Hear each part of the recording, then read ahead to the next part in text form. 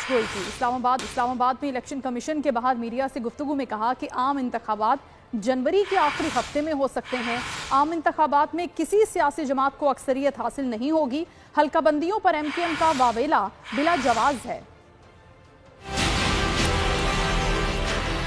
ये triangular fight होगी, इसमें कोई अक्सरियत एक पार्टी नहीं बन सकेगी एज ए प्राइम मिनिस्टर। इसमें नवाज लीग के भी वोट होंगे, सीट्स होंगी पीपल्स पार्टी की भी और पीटीआई की। दो पार्टियां जो मिलेंगी वो ही प्राइम मिनिस्टर। हर पार्टी अगर कहे कि मेरे अच्छे दिन आएंगे, नवाज लीग या कोई भी, अच्छे दिन मुझे सबके लिए सही नहीं नज़र आ रहा। हमारे सेंसस के मुताबिक पॉपुलेशन बढ़नी चाहिए। क्या हुआ है, कराची को इंक्रीज़ की है हर साल 5%, और कराची के अलावा जो अंदरूनी सिंध है, जिसको हैदराबाद टुवर्ड्स सक्खर, इनको 2.5% है।